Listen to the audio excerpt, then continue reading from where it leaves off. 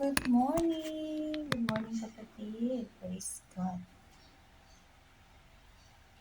Good morning, good morning. Praise God. Tayo naman po ay mag-share ng salita ng Diyos, purihin ng Diyos sa mga ito. Napakabuti niya, napakadakila niya. Panginoon, yes, o God, salamat po Panginoon sa umaga ito, Lord, na ako po ay ginising mo Panginoon at binigyan mo ng maayos na pakiramdam. Hallelujah, Jesus. Sa lahat mga nanonood Panginoon, yes, o God, pagpalain mo ang bawat isa Panginoon, saan man sila naroon. Hallelujah, Jesus. Salamat, Lord. Nawa, Panginoon, ikaw ang makita sa aking paghahayag ng iyong mga salita, Panginoon. Salamat, Lord. Mapalik ko sa iyo pinakamataas na puri, pasasalamat. In Jesus' name, Amen. Praise God. Yan, mga kapatid, good morning. Meron naman po tayong share sa inyo na nabasa kong verse. At nais ko lang pong ihayag ang aking naunawaan. Yes, oh God. At sa aking patuloy na pag-share ng salita ng Diyos ay dito po ako uh, nakakatanggap ng kalakasan. Amen. At kagalakan sa buong maghapon. Since wala po tayong ginagawa as of now, so gamitin natin ang ating time para kay Lord. At hindi po upang tayo po ay papurihan, bagkus ang Diyos po ang ating pararangalan. Amen po ba? So, alam ng Diyos kung ano ang ating intensyon sa ating pag-share. Kaya sa Kanya po ang papuri at pasasalamat. Amen. So dito po sa ating i-share sa umagang ito ay atin pong basahin sa awit 23, 1 and 2. Napaka ganda ng mensaheng ito galing sa ating Diyos. Kaya mga kapatid, basahin po natin ang ating mga Biblia at pag-aralan po, pagnilay-nilayan. At hindi po lang nating basahin, bagkus ay ipamuhay din po natin sa lahat ng aspeto ng ating mga buhay. Amen. So dito po sa awit 23, 1 and 2, sinabi po dito, ang Panginoon ay aking pastor, hindi ako angailangan. Verse 2, Kanyang pinahihiga ako sa sariwang pastulan. Pinapatnubayan niya ako sa siping ng mga tubig na pahingahan. Amen po ba? So, ang punto po dito ng Panginoon ay ang ating pagtitiwala sa Kanya o faith.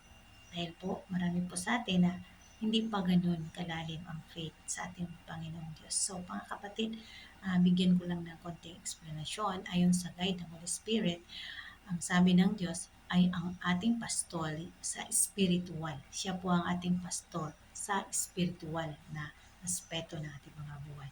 Ito ay isang magandang paraan upang ipahayag ang pagtitiwala at pananampalataya sa pag-aalaga at gabay ng Diyos sa ating buhay. Amen po ba? Dito po niya sinasabi na aalagaan niya po tayo at dadalhin niya po tayo sa mabuting pahingahan. Amen. So, assurance po yan mga kapatid. Promise ng God sa atin. Promise ni Lord sa atin na kapag tayo may tiwala sa Kanya, meron siyang ibibigay sa atin na maayos na daan, maayos na buhay, at pahingahan. Amen. Life everlasting. So dito pa man sa lupa ay mararanasan na po natin ito kapag tayo sumunod po sa ating Diyos. Kapag nagtiwala tayo, kapag nakinig po tayo sa Kanyang mga salita, kapatid, kung ano po ang nais ng Diyos at hindi ang nais ng ating kalooban. Amen. So, napakaganda ng mensahe sa umagang ito dahil binibigyan niyang diin na ang pagtitiwala ay maraming assurance na kanyang ibigay. Hindi po niya tayo hayaang mapunta sa masama, bagkus ay sa kabutihan lamang. Kanyang pinahihiga ako sa sariwang pastulan.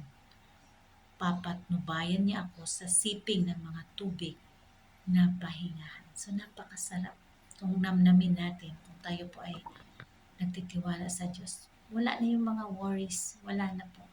Wala na yung mga doubts, wala na po yan kapag tayo may tiwala sa Diyos. So atin pong bigyan ng supporting verse ito, dito po sa Salmo 100 verse 3, sinabi po dito, alamin ninyo na ang Panginoon, siya ang Diyos, siya ang lumalang sa atin at tayo'y kanyang mga tupa, ang bayan ng kanyang pastor. So kapag tayo po ay nagsasabi ng pastor, tayo po yun na inaalagaan ng Diyos. Nais ng Diyos na tayong lahat ay sumunod sa kanyang utos, sumunod kung saan niya tayo i-guide. Kagaya ng, diba, nakikita niyo na po ba yung mga tupa, yung nag-aalaga sa kanila, kung ano yung sabihin sa kanila na tagapag-alaga sa kanila. Silang lahat ay sumusunod kung may naliligaw man, ilan-ilan lang. Ngunit gusto pa rin ng Diyos na kanyang hanapin ang mga tupang naliligaw. Kahit napakadami ng pulutong na tupa na kanyang inaalagaan, kapag may nawalang isa, ay kanyang hinahanap. Ganon din sa ating buhay, spiritual kapatid. Kapag tayo naliligaw ng landas, hinahanap tayo ng Diyos. Kaya dapat sumunod tayo sa Kanya, lumapit tayo sa Kanya, makinig tayo sa Kanya, upang siya po ay magalak sa ating lahat. Amen. To God be the glory, ang papuri po ay sa Diyos lamang. Maraming salamat, Lord, sa umaga ito po, Panginoon. Hallelujah, hallelujah. Panginoon, ikaw na po ang humipo sa bawat isa, Panginoon. Ano man ang kanilang naranasan sa oras na ito, panghihina, karamdaman man, Lord, financial. Yes, O God, ikaw po ang magbuhos sa kanila, Panginoon, ng lahat ng ito, Lord.